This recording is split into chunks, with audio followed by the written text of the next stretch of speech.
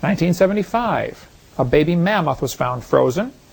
Part of it dated 40,000 years old, another part was 26,000 years old, and the wood next to it is 9,000 years old. Still not working in 1975.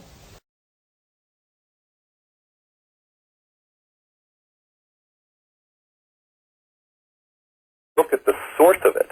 And I'm actually going to give another reference that you gave because it goes directly to that. And that source would be the Quantitary Stratigraphic Nomenclature in Unglaciated Alaska, which is Geological Survey Professional Paper 862, and you like to use this paper quite a bit. I use it 4 or 5 times. I have 7,000 slides. I don't know if quite a bit's good. I've got the paper here. I've got the paper in my library. It might take me a minute to find it, but okay, good, because I've got the paper right in front of me right now. Okay, no, I've actually got all your sources right in front of me right now. Okay. And so that's what I would actually like to go over, because in your seminar debate, again, number 7, in your seminar tape number 7, you say that baby Dima was dated at 4,000, or I'm sorry, at 40,000, at 20,000, and at 9 to 10,000 years old, and you say that that source is found in the Geological Survey Professional Paper 862, which was printed in 1975. Correct. The most interesting thing about this is baby Dima was not found until 1977, and it was not found in Alaska. It was found in Siberia. So why do you say that the Geological Survey Professional Paper number 862, which is talking about Alaska, says they found baby Dima when baby Dima wasn't found until 2 years later on another continent? Well, let me look at my reference here and see. I have baby Dima. And of course, it is possible that, I mean, sometimes references can be wrong, and or the reference can be reprinted later. Exactly, Ken. Why are you researching these references and finding out if they are correct before you put them on your seminar tape? First of all, let me say, if there's a mistake in my seminar and you're pointing it out, I appreciate it, okay?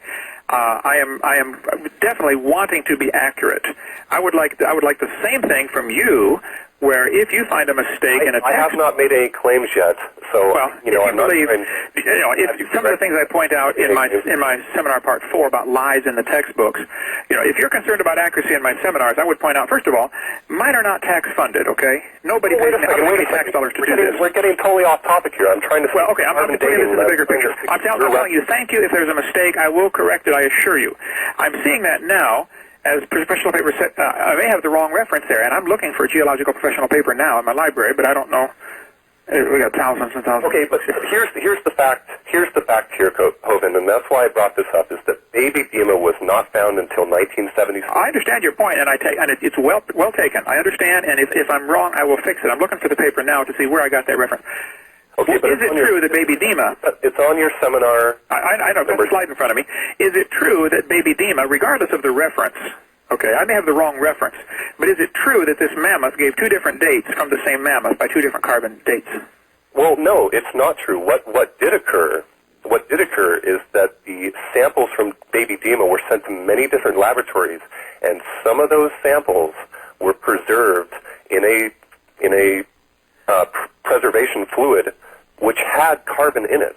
So some of those samples were actually wrong to begin with because they were preserved with something that would give them an inaccurate date. Okay, so are you saying, I don't want to put words in your mouth, it is possible that a carbon date will be wrong because of contamination? Yeah. Yes.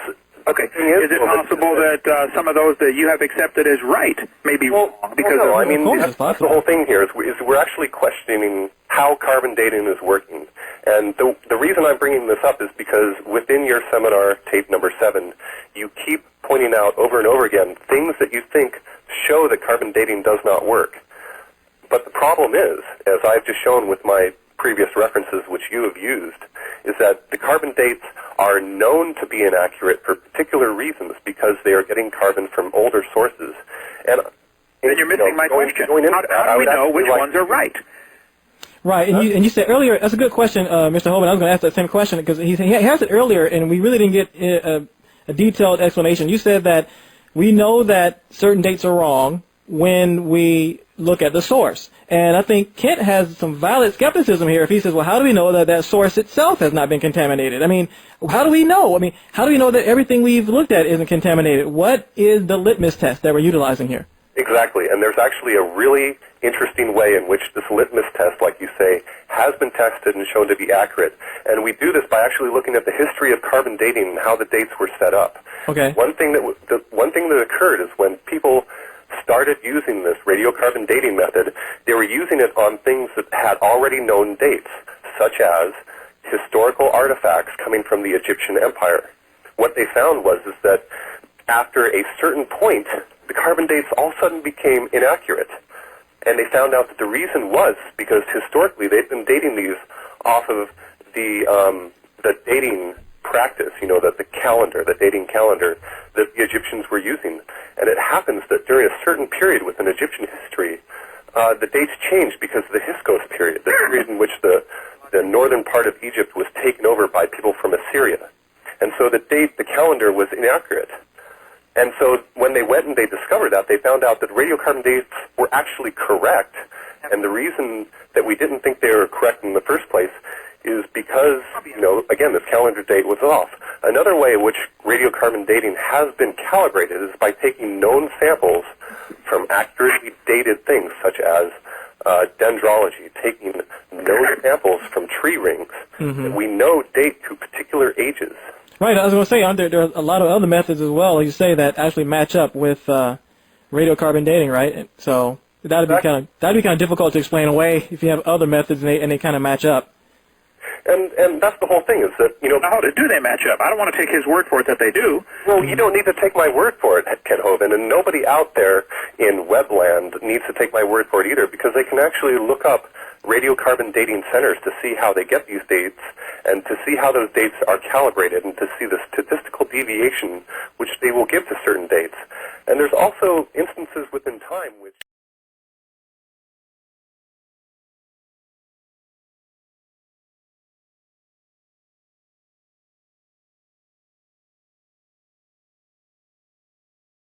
In 1975, one part of a mammoth was 29,000 years old, another part's 44,000.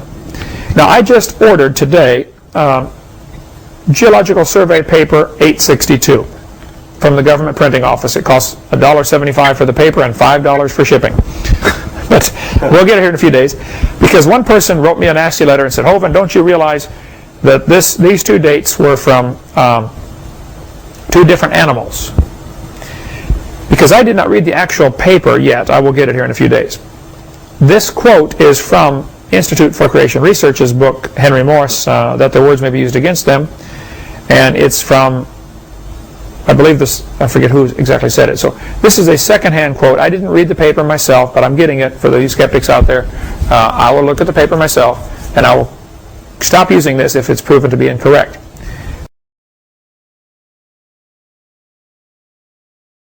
Here in a few days. This quote is from Institute for Creation Research's book, Henry Morse, That Their Words May Be Used Against Them. And it's from, I believe I forget who exactly said it. So this is a second-hand quote. I didn't read the paper myself, but I'm book. But you were very specific when you said page 2. No, I said page 277. When earlier you had said page 227. Okay. It sounded like you really knew what you were talking about. What page is the quote on? The quote, well, it's not on either page. Okay, what page is it on? 149. Page 49. Okay. 149. And 149. Okay. So wrong page. Big deal. What is the point here? Page 149. Is that not only is it an incorrect page, but it's a total misrepresentation of Mr. Oxnard's work. You had said that Dr. Oxnard, I'm not sure who, had said that Lucy is simply an unusual chimpanzee, and when I read about it on page 149, it said that Lucy Australopithecus afarensis was unique. So that's a total misrepresentation. It's going to say he says on one hand it's an unusual chimpanzee, but yet in the actual book it says no, it's totally unique from humans today, or chimpanzees, or orangutans, which he also studied. All right, thank you. I think we get your point. We got to go. Thank you very much for the call. Okay. All right. I don't think there's a point there at all. I think I was right on target. I may have had the wrong page number. Right. But the fact. Mm-hmm. So if you're telling me that we're getting a lot on this program where you're inaccurate in several of your quotes and several of your references.